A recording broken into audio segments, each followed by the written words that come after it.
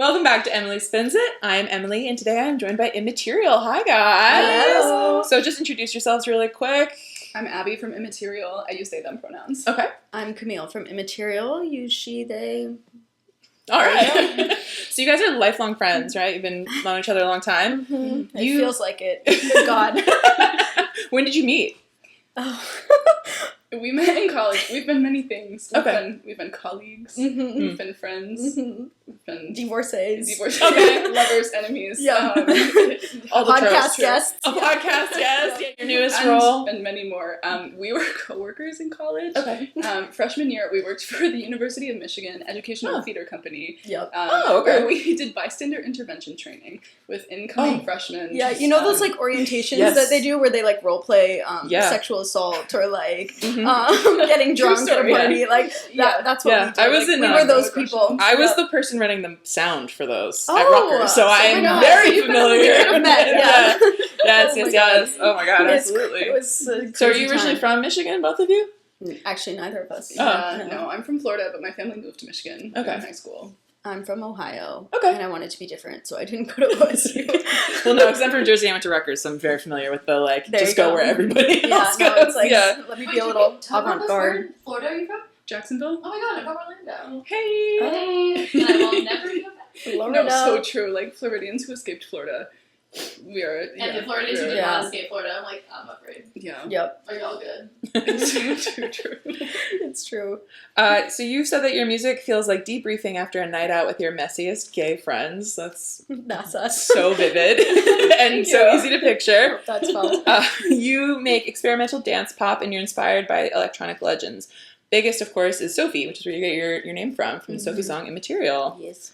So you recorded your first EP in the public library. Can you tell us a bit how you found that place? You just were mentioning that you had some training. What was all of that like? Yeah. I remember I saw a tweet one day that was like, anything you need to do in your life, like, that you think you need to pay for, like, go to the public library and I'm sure they'll have it. Absolutely. And I coincidentally saw that tweet, like, a week before we were in the park one day and decided to order, like, a triangle and a harmonica and a rain stick to be like, could we make music? Kind of a triangle and a dream. You know, we had a triangle and a dream. And so I was just like, I had that in the back of my mind. And we were like starting to experiment with making music a little bit. And we were like, I don't know how to record music at all. And so I just Googled, like, is there a recording studio at the public library? Turns out. I'm so glad. And it really is. Like, shout out to whoever wrote that tweet. Yeah. Like, I love you. That's awesome. Yeah, so it was really just like a coincidence that we were able to find it. It's called Studio 40. It's my favorite place on earth. No, literally.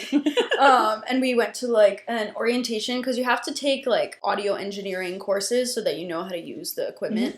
But it's just like 2-hour-long classes. Yeah. And then you get certified. Mm-hmm. And it's all free. Uh-huh. Which And is so, important for us. yeah, no, so we went and Jenna, shout out to Jenna, Studio 40, love of my life, was like, everyone go around the room and like say your artist name and like talk about what kind of stuff you do. And it was like the first time where we were like, whoa, yeah, I guess what we're doing is like becoming artists It's funny and how like that happens. doing something important. And yeah, we like would not be able to record music or exist without the people at Studio 40. You all are amazing. If you're listening to this podcast, I would love that. Someone's got to be the pop stars of the NYPL. Right. And I mean, we've spoken on my podcast, on Heather's podcast. My mom's librarian. We love the public library. And actually, I misinterpreted you guys telling me that story when you came out with your first EP. I thought you recorded it at the Brooklyn Public Library. Mm-hmm. And that's where we filmed the first few episodes of this show. And so, we wouldn't exist if I hadn't heard about it from you guys, even though I heard the wrong location. And now we've learned Whatever about works. our library. Exactly. And now I've learned about the NYPL. Do you think there's beef between the library branches? There is. Because everyone can use NYPL, like, except Brooklyn, I think. Oh. So... Don't tell them we're using it.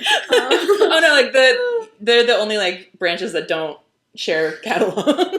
That's kind of hilarious. So there is a little bit of Public beef library there. beef. Yeah. Where did you learn to produce? Just from those classes? Or had you done some, like, who does the majority of the production?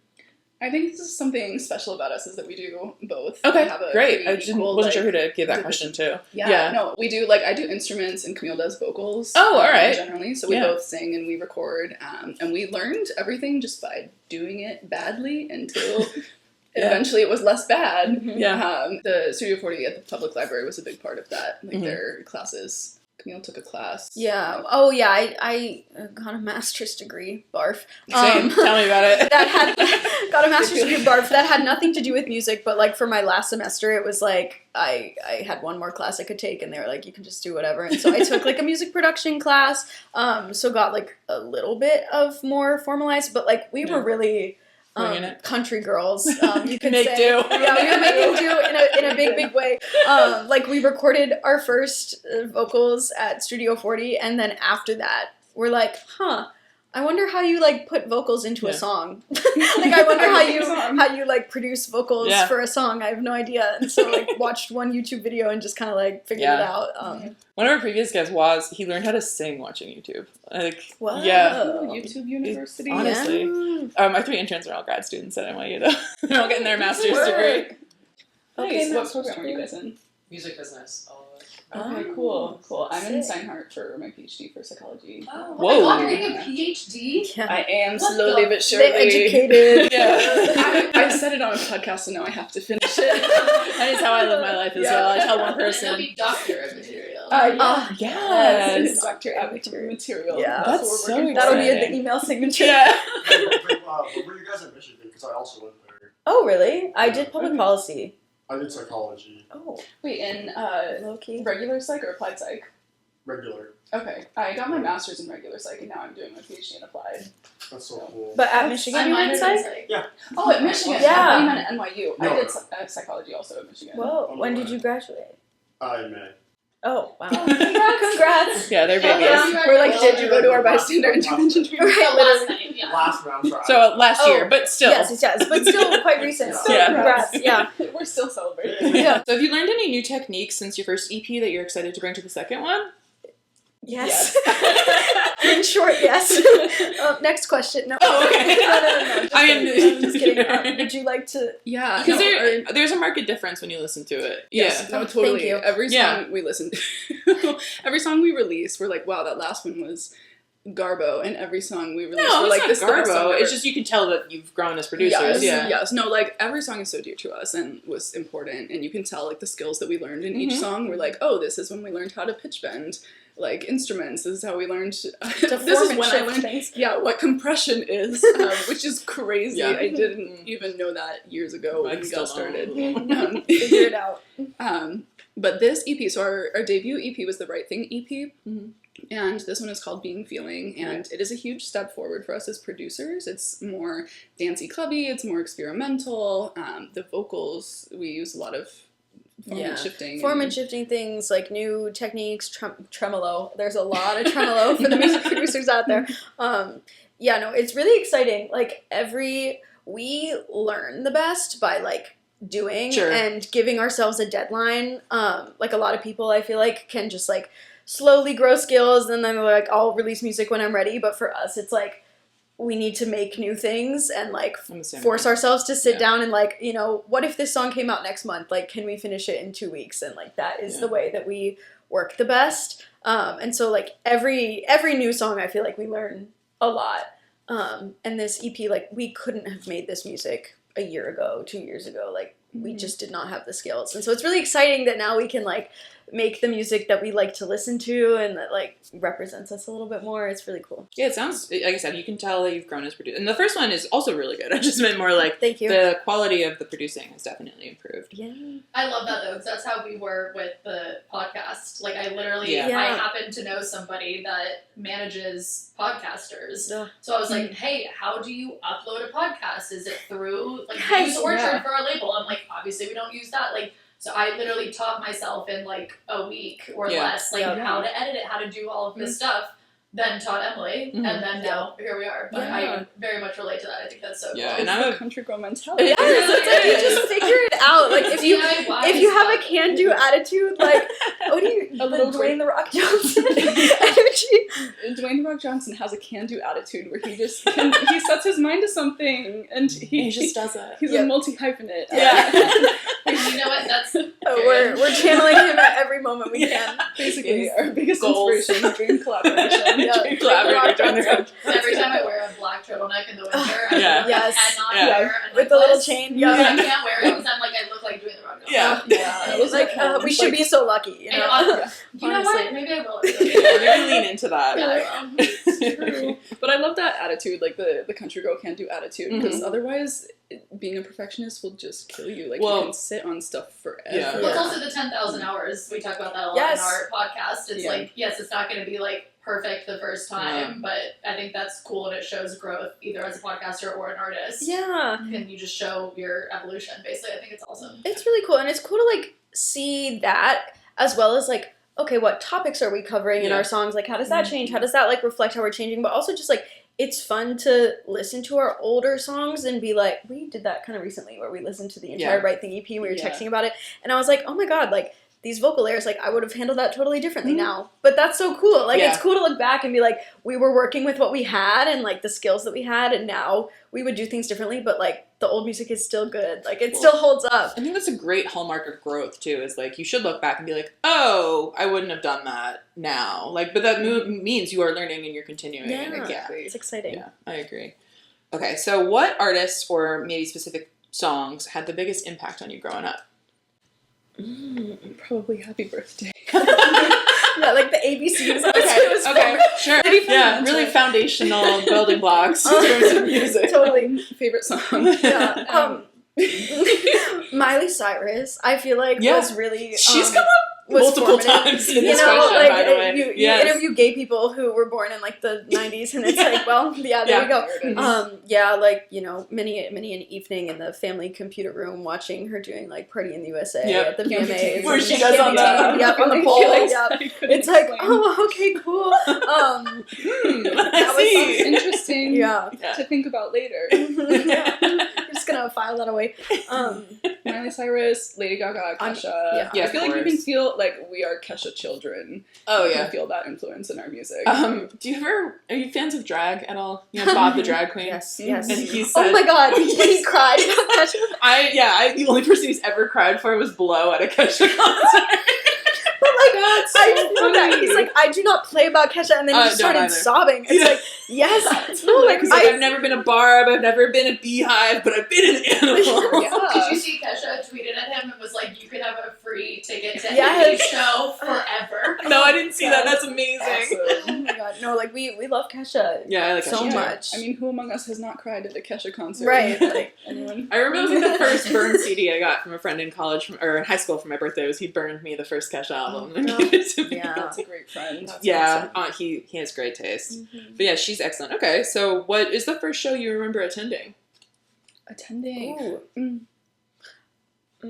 Oh, I saw American Idol. Like, Me too. Yes, Aria, and nobody else ever sees that. I saw American Idol. I believe. Sorry, I didn't scream in your face. No, it's That's okay. so It's so funny. exciting. I feel like my family was like religious American Idol watchers. Oh my god! And like, okay, I'm gonna say I think it's season 3 that there was a gal named Camille on there, and I loved her obviously. And then she got eliminated, and I cried. I was just like so distraught at like. I don't know, probably like 5 years old, just like so sad that Camille got eliminated from American Idol. That was your blow by Kesha. It really was. It was my blow by Kesha.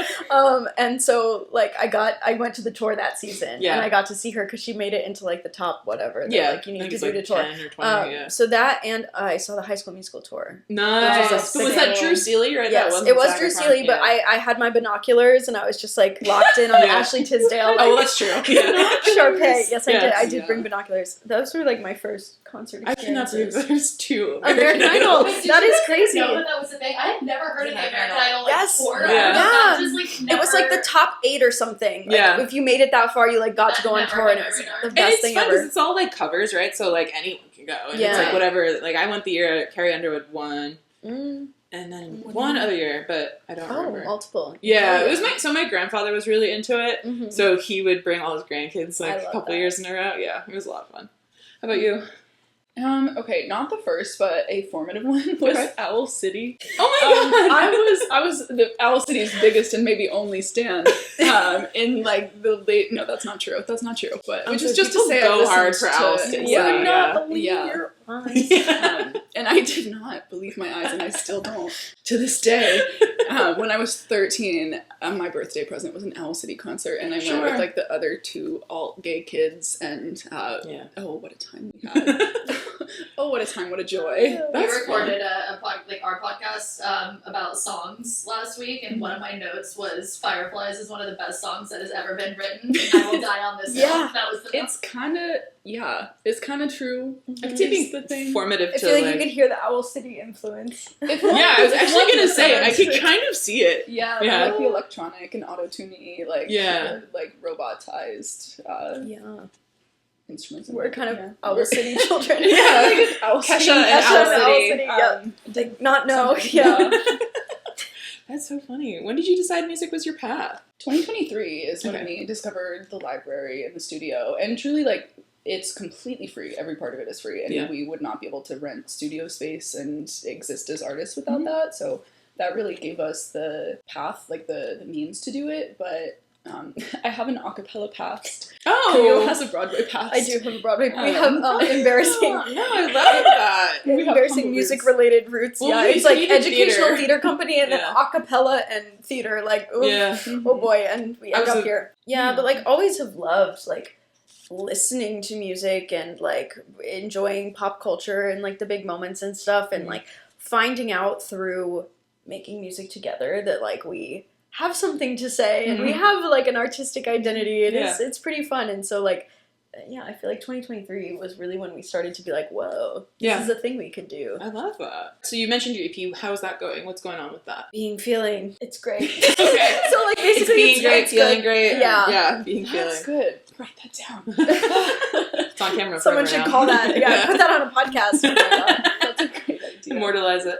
Being feeling, it's going well. We've released released 3 songs.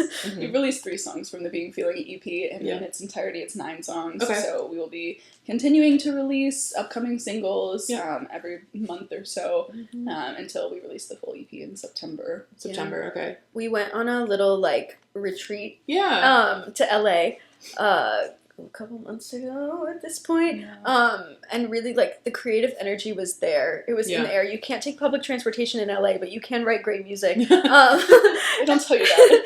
And so we Fweeware was there. Fweeware is what we call the pop fairy. We have like personified our creative energy. Sure. Talk about drag. And I have a tattoo of a fairy that was not because of this, but we say that this is Fweeware, who just like visits sometimes and brings with she they a great song. Okay.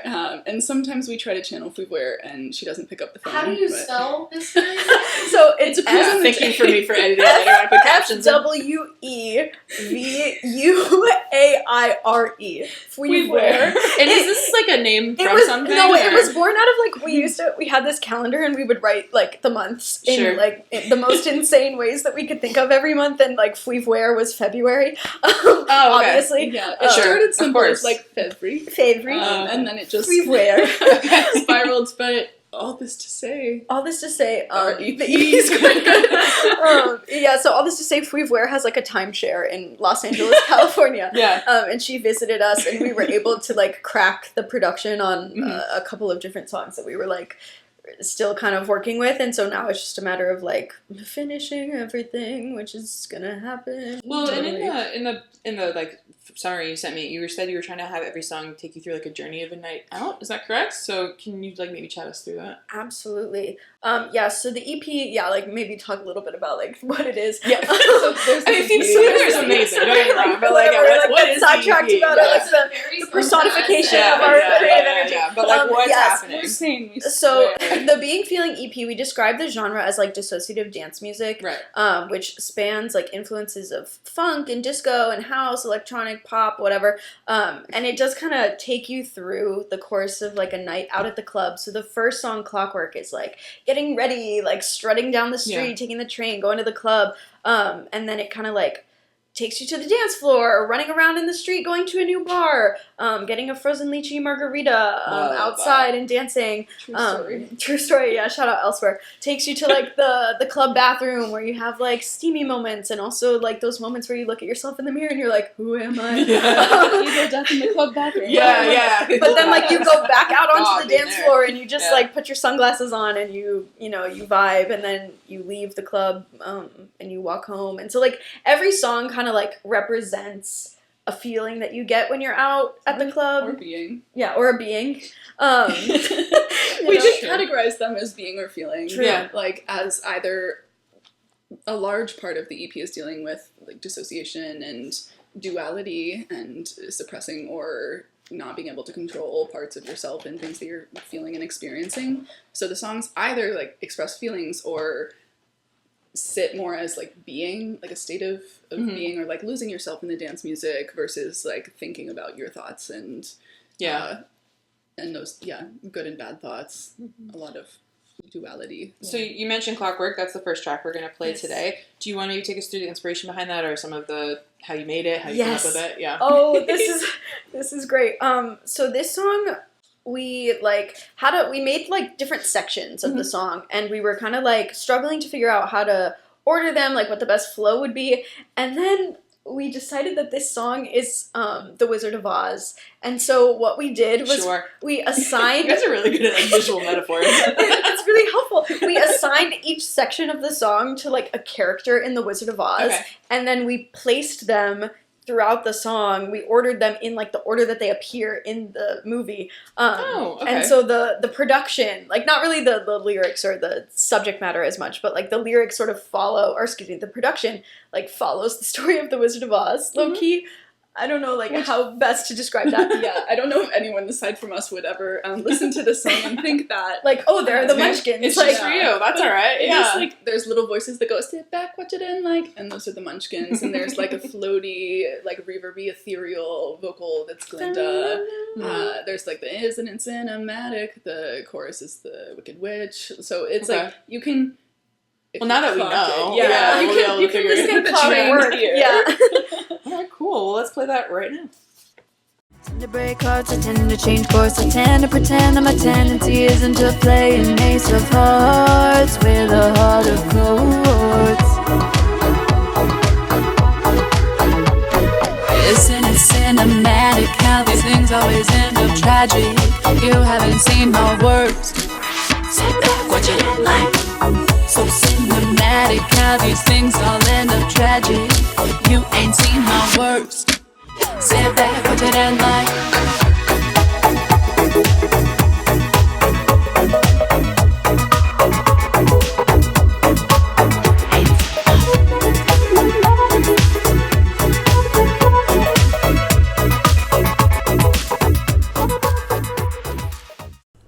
Hi, Editing Emily. I just wanted to give a quick content warning. The next segment is going to discuss sexual assault.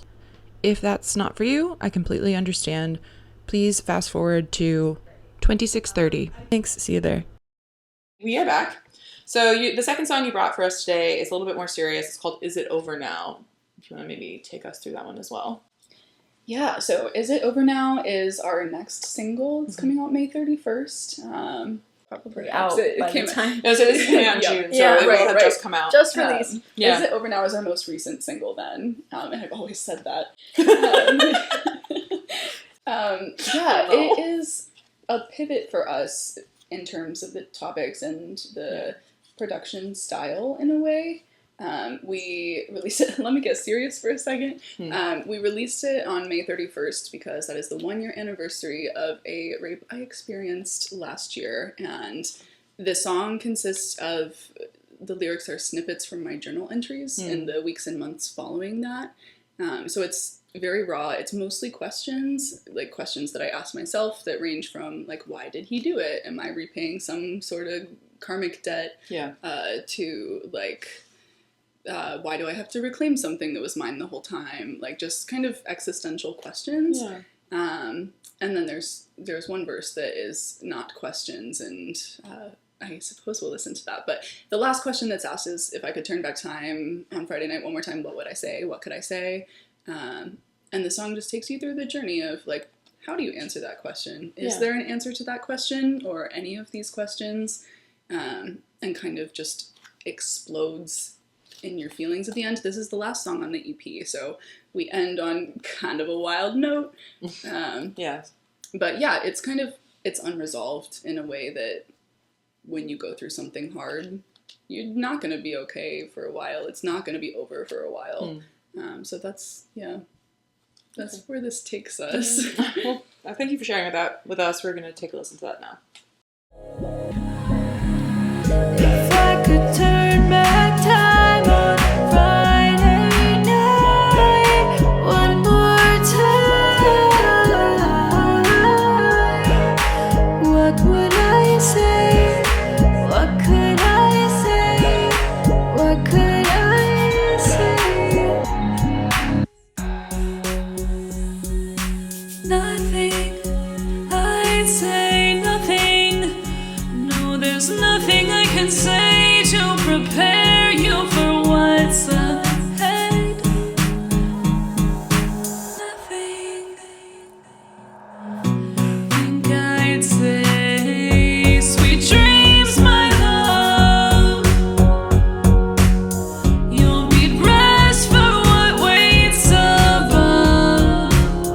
And if no one else does, I believe you.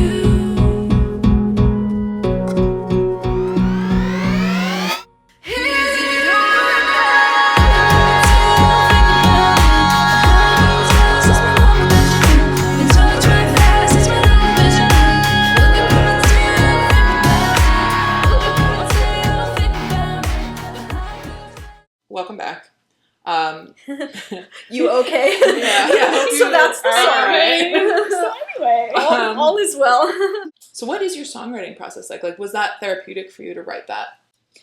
Yeah, I mean, that one was a little bit different from our normal songwriting process, because I knew I wanted to make a song, and, like, when a song comes to me, I, like, know how it sounds, and I don't always know what it's about or what the words are, but it's, like, mostly it's just, like, a feeling, like a musical ditty or something that pops into my head. So I knew what I wanted it to sound like, and obviously, like, I wrote this 3 months after it happened, so I was just looking back over my journal entries and picking out parts that felt salient or poetic and assembled those. But normally it's more like collaborative, and, like, we'll sit down and draft our lyrics and workshop them together. Okay.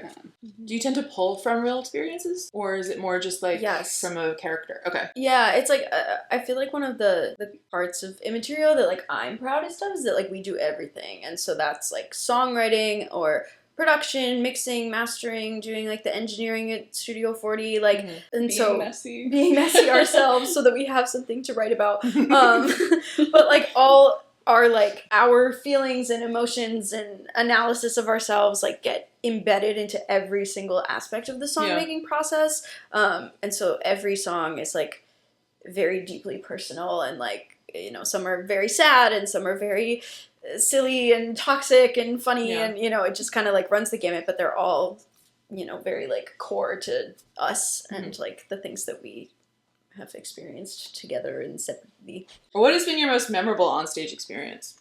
So you said you've played in some, like, alternative places. You know, like, the country girl energy continues. Yes.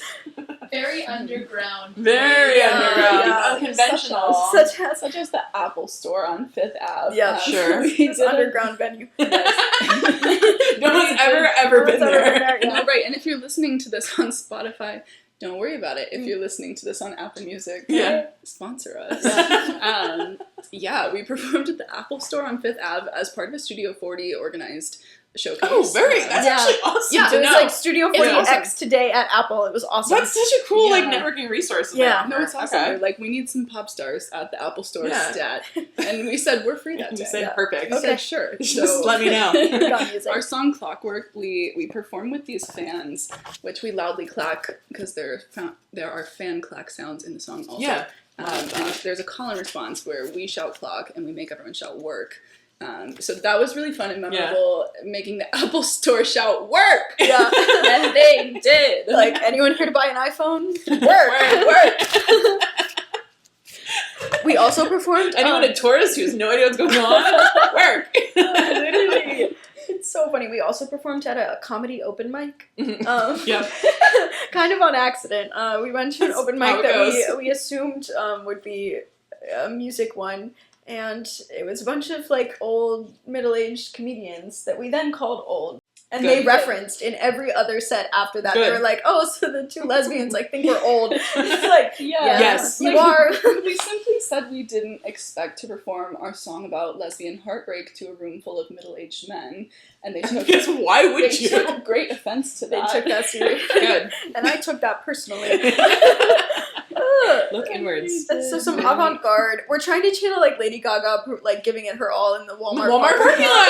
Yeah, it's like eventually when we're playing like MetLife Stadium, you know, doing our Super Bowl, our third Super Bowl halftime show. Yeah, they'll look back and they'll be like, "Oh my God, they were just giving it at the Apple Store all those years ago." That's so funny. Mm-hmm. I love that.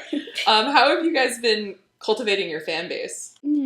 Good question. Social media is a big part of it. Yeah. Our Instagram story, if anyone follows, it's very much like a Finsta.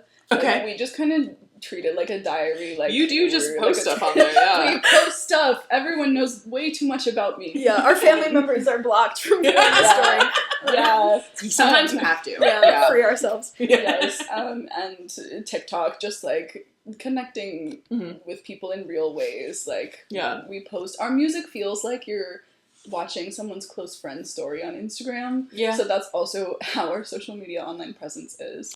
This is actually a question I had for way later, but since you just mentioned it, you guys have such a stylized branding and such a, like, identifiable look on your socials. Where does that inspiration come from? Thank you. Being gay. Okay. You know what? Hell yeah. Also something we developed and worked on. Yes. And also collaborations with other artists in Brooklyn has been like a huge part of us. So some of your album artwork is drawn, I'm guessing, right? Like, yes, I think it's Faith, the single outlet for Yes. Faith, I remember. Yeah. Yes, that was done by a tattoo artist. Okay. Yes, who gave me what tattoo? This one and this one. Yeah. So we just reached out, liked her style. So we commissioned that. We've had like other artist friends draw for different pieces of art. We've worked with Lucy Diva for some of our more recent covers, including Clockwork and Bayou Flowers, and that has just been... She is so talented. Yeah. Yeah. Okay. Cool. Yes. Ooh, also some important collaborators. Yeah. So our next live performance, we have a music video release party coming up. Yeah, so Camille started to say that, yeah. Yes. Off So camera. that is, you can see a lot of our collaborators for this music video that we made. One of them, who we met through the library, take a shot every time we bring up the library. Fun little game. You will not survive the podcast. You will not. But that's going to be a fun, like, musicians, burlesque, like, cool. Yeah. Yeah. That'll be things. June 30th at the Broadway, my birthday. So if you want to come celebrate my birthday and also our sick cover of Womanizer in the music video we shot. Round out Pride Month. Yep, exactly. Yeah, that's awesome. So you two are friends since college. How do you balance that with being professional collaborators? Oh. That's a great question. Or don't you? Like we don't. Yeah, we That's a just great question. Yeah, carry we everything with secretly hate us each other. everywhere. I mean, that is kind of true. Yeah, we went through a rough patch in our marriage last year, around this time last year, after we released Right Thing, and we were like, well, what do we do now? Yeah. What if we released a deluxe album called Left Things, and we remix every song on the EP, and that just, like, it's a great idea, and maybe we'll do it one day, but I don't know. We just suddenly started to experience some creative differences that we never really had when we were working on our first EP, and we fight like crazy. About, like, crazy stuff. About crazy stuff? Like the compression settings on the background vocals of verse 2. What? Yeah. Why are we like in a heated discussion about this? Yeah. Like, I'm mad. Yeah. But we also can't stay mad at each other, and I feel like learning to respect the unique contributions that we each make, and respecting that, like, our songs are their brainchild. Like, that is something that takes both of us to do, and sometimes we disagree, and every time we compromise, the song is better. Yeah. cool. It's true. So you just, you have a mutual respect there, that kind of sets the Yeah, groundwork. and it's like we both. I would never want to release a song that you didn't like, and I feel like that is the same vice versa. Like You're on the same team. We both at the end of the want the song to be something that we are both equally proud of, and we both really like, and so we try to like, if we're both kind of like on opposite ends of something, we try to like find a happy medium or like to look at it from a different angle. So, and we end up talking about Immaterial constantly. We just like in our general friendship, it's like all we do is talk about Immaterial and watch The Circle. Like that's kind of it. What else is there to do? Right. Yeah, that pretty much covers all bases on what friendship should be based on. Right. Okay, so you call yourself, is it the Muna for people whose Phoebe Bridgers is Kesha? Yes. And I know that was perfectly done. Yeah. It's just like I read it like over and over. Practice it. So Kesha's a huge inspiration. Sophie's a huge inspiration. Where else do you draw inspiration from? Maybe not only for your sound, but like for your performance, for your persona, for your art in general. So yes, we describe ourselves as Muna for people whose Phoebe Bridgers is Kesha.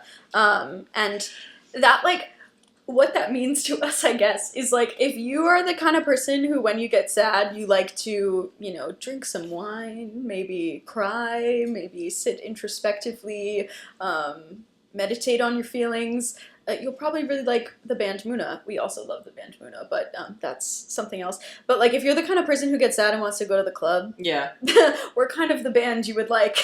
And so like we're really like if your feeling process is rage, that's exactly. Like sometimes you just have positive. to like let me just like you just have to put your sunglasses on and you're just like I felt today was a triangle day. I felt but like that's huge inspiration. Yeah, like totally going to the club. No, exactly. No, I love it. Please go speak your truth. Going to the club, going to the gay club was so formative to us. In like our early 20s, we spent every weekend at the Rosemont dancing to pop music. Fake nudes. Shout out. That was a party that they threw on Saturdays that we went to. And they had a drag, like Magenta is a drag performer who would perform. So just like the gay club, drag, I also do burlesque. Like there's such a theatricality to how we act and how our music is and how we perform. Yeah. So I feel like basically being gay. It all circles back. Yeah, and it's like, I don't know, we're just like really, really inspired by other like queer people, queer trans people, like who are making art and like expressing themselves in like a day-to-day way or like going to the club or doing burlesque or like making music. Yeah. Like it is just like, it is so amazing, like the things that people can do. Yes. And so to just like constantly be inspired by like our community. Something I say a lot to myself is like people are really just living different lives than me out Yeah. there. Like how interesting How is that? awesome. Like I love that. You never know what someone is doing inside their house. No, exactly. Yeah, but like, hey, what filming this podcast. how full of wonder that they could be Yes. filming this show. Or how many people are in this But room. that fills me with whimsy because like the possibilities are endless. That's so Whimsy is so cool. important. All right, we are almost done. I have 2 questions and a quick game. I know, we're having so much fun. I came to the end of the deck and I went, oh no. We can ask you questions next. So where were you born? Why are we here? What are we doing? What is What is going on? What advice do you have for artists trying to break through all the noise online? Oh, Girl. I know. let me know. Yeah. If you have that. Good luck. Good luck, babe. Yeah, I don't know. We're not famous yet. We might be by the time this comes out next month. Hey, speak it into existence. Yeah. Exactly. I don't know. We're just doing us. You just have to do it for you. Yeah. And we will be happy if we never get famous and we find what we do We to keep be our so day fulfilling. jobs and Yeah. Like we both find a lot of fulfillment in just creating art and collaborating with people and performing and finding joy. And if we get famous, that would be so crazy. Just like cherry on that top. would be you know? so crazy. Yeah, would love to make it profitable, like my passion. Oh my God, like I would quit my job in like half a second. Oh, it would be the greatest yeah. moment of my life. Yeah. No, but it is true. We do it. We do it for the art, Yes. not the charts. Also, one way to break through. You could Google queer music agency. Oh. Yeah, big shout out to QMA. .com. You're actually our second QMA artist we've had on. Hopefully, second of many. The first was Aria, of course, but Yes. yeah, big fans of them. They They're do. really cool. And what do? They do book Yeah, QMA is a live booking agency that solely Yeah. represents queer and trans artists, based in New York, but represent artists all over. So I do research as part of my PhD program with them. I had to do like an internship with some organization that I thought was doing something cool. Yeah. And we met them just like through music stuff. So I reached out to see if Aaliyah, if you're watching this, if we you're love you. listening to Yeah, I this, know, we big love fans of you. Aaliyah Love here in you. this room. We should play Slay the Spire. Aaliyah was actually a big part of like went to LA and we were making Is It Over Now? Like that was a difficult time emotionally and just like continuing that work with QMA felt so meaningful and grounding. Oh, that's great. So yeah, if you're a queer artist who is looking for booking representation, we recommend. QMA is awesome. Yeah. Love you, Aaliyah, Emily, Carissa, etc., whole team. What is your music industry hot take? You can each have one, or you can share. Whichever. Oh, do shit yourself. Yeah, I agree. I feel like it's really cool to collaborate with people. Like not to say like don't collaborate with people, but like you can learn how to do this. You can like go to the public library and take like a 2-hour class. There you go. You can go to the library and take a shot. You can go to the library and take a shot, probably, if you do it like in the bathroom. Yeah, just probably be do like it at least discreet once. about it. Like don't bother the librarians. I don't know. But like you can learn how to make music. Like a couple of days ago, we shot like the cover art for Is It Over Now in Abby's apartment, like at 2 in the morning on a digital camera that is probably like 15 years old that I have that's like broken. Seriously. Yeah, like Abby gave themselves a tattoo. We didn't have a tripod, so I just like stacked a bunch of books on top of each other. But, like, Before we got this tripod, No, literally. like 15 encyclopedias.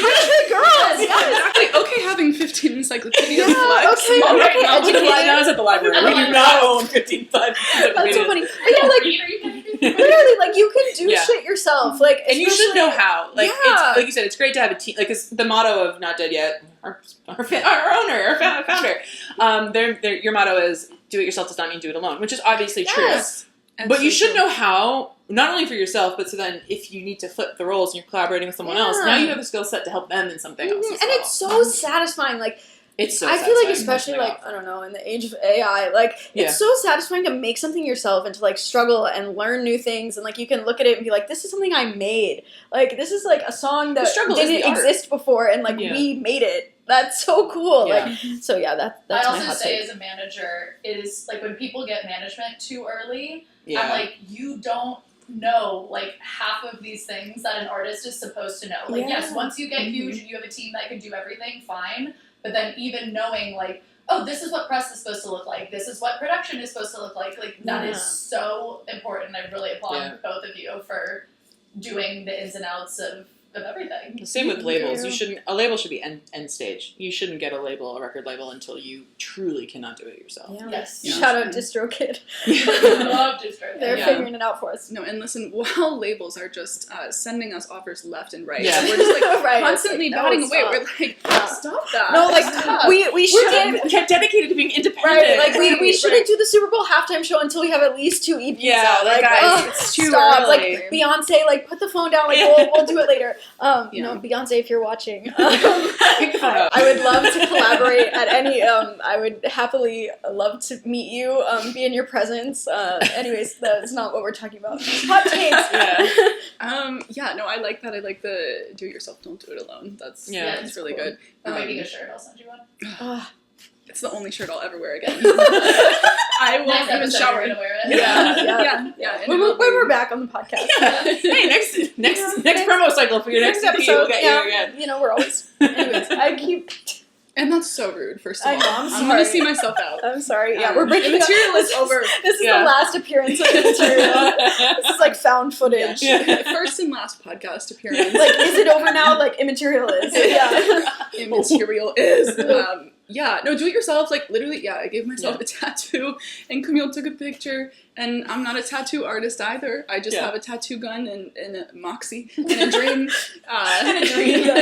Great style. You put your hair up in a messy bun and you have it. Yes, you got your hair in a messy bun and you get it done. Yes. Exactly. So I like that. I also like, again, shout out to QMA. I think like queerness is so beautiful and something that is so central to everything that we do. Yeah. That if you can work with other queer people and be represented by other queer people, that is a beautiful thing to do. Yeah. Actually, you guys are going to be June. You're going to kick off Pride Month. Oh my God! Stop. Are we gay? Oh, and I am. So I don't. Are we? Oh, sorry. I'm really not comfortable with that. Sorry. I have to go. I just realized I'm gay. Ooh, Pride I'm Month. actually like, I'm feeling something right now. I think I might be gay. Music industry hot take, be gay. Yeah. Mhm. Be gay. Like, there's no excuse at this point. 2026. Right. Emily always says she's like, sexuality is not a choice because Heather's straight. Yeah, Heather. It's like at this point, like, I really tried to. I tried so hard. And that's what matters. and it's like at this point, like at least be gay for clout, you know? Like, if you're not gonna like really be gay, like at least be lie. like fake gay. Yeah, like be gay for clout. I don't know. Bisexual now. Yeah! Coming out. Happy Pride. Oh my Heather God. came out on the Wow, pod. that's That's awesome. huge. Happy Pride. Happy Pride. Happy Pride to Heather. But yeah. Happy Pride, yeah. I'm a big believer in that. Yeah. Platform other queer people. Oh, I thought being gay for clout. I'm a big Yes, believer in that. that's- Yeah, I just that's it. love being Yeah. gay for clout. Yeah, And That's I why I said am. that about you. Yeah. Exactly. Emily spins it. Gay for clout. Anyway, now we're going to play a game. Love So being on a podcast. So it's going to be on the screen behind us. Let me So, just turn Your it Fact or on. Fiction Oh, is shit. Sophie's songs. Oh, so they're all Hell hip yeah. hop songs by artists similar to Sophie. But if you say it's a Sophie song and it is, yay. If you say it's not and it's not, yay. If you know who it is, say so. But if you don't know who it is but you know it's not Sophie, still counts. Okay, word. Yeah. Got it. Okay. We're starting off easy with Immaterial. No, just kidding. Yes. Hey, you I give me think in the I've beginning. heard that somewhere. I think that's a pretty good song. Yes. Immaterial boys, immaterial girls. Listen to that all the way over here. Oh my God, Oh, sorry. that's fine. Yeah. Sophie. Oh, shit, sorry. Yeah. Face shopping. Yes. Sophie. Sophie. Love. Silk chiffon. Muna. I would love to heir like a Sophie remix of Silk Chiffon. I feel like that would be awesome. Yeah, Yeah, that's it is Muna Muna. featuring Phoebe Bridgers. Wait a minute. If that count, you know, like Hold just to be technical here. Spring Breakers. Charlie XCX. Yeah. I feel I like put Kesha in there too. Shout but- out the Kesha remix. Yeah, the Kesha remix. I So- love Brat, but it's completely different. But it's not is also really good. It's my cool. preference, honestly. It's really cool. Yeah. It's Good good. boy. Sophie. Mm-hmm. Heartache. Jade. No. That's Headache. Heartache is not a I don't think Sophie that's a song. Sophie song. You know who it is? I don't know who it is. Heartache. No. Oh, A.G. Cook. So one of her Oh. one of her collaborators. Okay. Yeah. It's okay to cry. Sophie. I've cried to that song so It's many a times. great song. That music video is just so like beautiful and Yeah. Yeah. Hollywood baby. 100 Gex. Yeah, it is 100 Gex. Yeah. That's my sister's favorite. I'm also a fan. That's a sick album artwork. Yeah. I think Good. that, wait, just really quick, I think they go, like, 100 Gex is the band, the first album is 1,000 Gex, and the second one is 10,000 Gex. That's amazing. Keep going. What's next? Yeah. Yeah. that's something we would do, like just to have like a bit. Yeah. Club classics. Charlie. Great song. When I go to the club. Lemonade. Sophie. Lemonade. I love that song. Bip. Sophie. I got a tattoo. I'm on a mission to tattoo all of Sophie's cover artwork on my Yeah. body, and I've done 4 of them. Which ones? So Bip? I've done Bip. This one is Lemonade. Okay. This one is Viz, and then I would have to take my Yeah. pants off. Not For the Emma Summer podcast. Summer Summer. Yeah. Pride. But Happy Pride. Oh my god, Taking your pants off for clout. Here's my burlesque routine. That's not Sophie That's Bam. not Sophie. Who? You are the I was best. gonna say No, I don't know, like I'm sure that's not on this podcast. Yeah, honestly, our Slater. because Slater, I should have known Slater. that. Oh. I Na-na-na-na. yeah, Yeah. totally. Dancing on the Wall. Muna, Muna. Muna. great album. Yeah. Sophie. Yep. So I didn't look up How how do you say that? this? I just say Emma Summer Summer Summer. Okay, great. I could be wrong. Mism. Yeah. It's Sophie. Mism. Is it cold in the water? Sophie. And that's the end of that. Okay. So, thank you Aced so much. it. Oh my God. That's what we're getting. That's You what they're guys giving you got the page. Taking the lemonade as your Oh prize. my god! Lemonade. Yay. Thank you so much. Lemonade. Could you imagine, like, we're called immaterial, we just, like, completely fail? It's probably the best Sophie. anyone's done on Okay. one of my games. So we like thank you so we much. practice what we preach. Right? Wow. the Slater one. No, and the AG Cook Oh, one. the Oh, Yeah. yeah. Yeah. But you both knew they weren't Sophie. We knew they weren't Sophie. Yeah. But you got that they weren't Sophie. This so is it was like, great. hey, we immaterial, not gay for clout. Yeah. Real, Not real gay for gay. clout. And ready, you know what? We Yep. pop Yeah, it open. You ASMR. send us that, we'll sample it in our next song. Honestly, You want yeah. some vodka? We can put it in. The drinking game. Getting a little crazy on Emily Spins It. Ooh. Emma Spins After Dark. Yes. Where can everyone find you? here right now. So the address of this home, I believe, at the public library. At the gay club. No, for real. Speak. You can find us on Instagram at IMMATERIAL ! Spelled out. And until we become famous enough for them to let us put an actual exclamation point in our username, it will be spelled out. Yeah. We're also on TikTok as Immaterial BK. Because they don't allow names that long. But that's neither here nor there. It's fine. It's fine. Again, like when we become famous enough, like we're gonna affect change. You're gonna call your TikTok rep. You will be assigned whoever one. on TikTok is watching this. Yeah, like please, just let us make it a little longer. Like, just good God. So you have the single that's gonna come out before this episode. Is it over now? You have a show at the end of June. June 30th. And my birthday. You're looking for the EP to come out in September. Is there anything else you want to shout out before we go? Happy Pride. Yeah. Happy Pride. Yes. Happy Pride. To the gay people of the world. Exclamation point. Yeah. Yes. Thank you so much for having Oh me. my, thank this you is so much so for fun. coming. Really awesome. Like I said, we wouldn't have we wouldn't have been able to kick this off if you hadn't told us about that. So that's amazing. it felt natural to have you guys on. Yes. So thank you so much. All right. Well, thanks everybody. See you next time. Bye. 'Cause hot girls always win. Thanks for listening to Emily Spins It, presented by the Indie Music Network and Not Dead Yet Media. Produced by Heather de Armas, Oren Strobel, Nicole Caracost, and Anya Kauffman. Edited by me, Emily Mills. Our intro and outro music is Hot Girls Always Win by Really Blonde. If you've enjoyed the episode, please support the podcast by sharing, subscribing, and leaving a review. You can also follow the show on Instagram and YouTube at Emily Spins It. For more shows about breaking through the noise, head over to the Indie Music Network podcast. If you have questions or feedback, contact us at notdeadyetmedia.com/contact. 'Cause hot girls always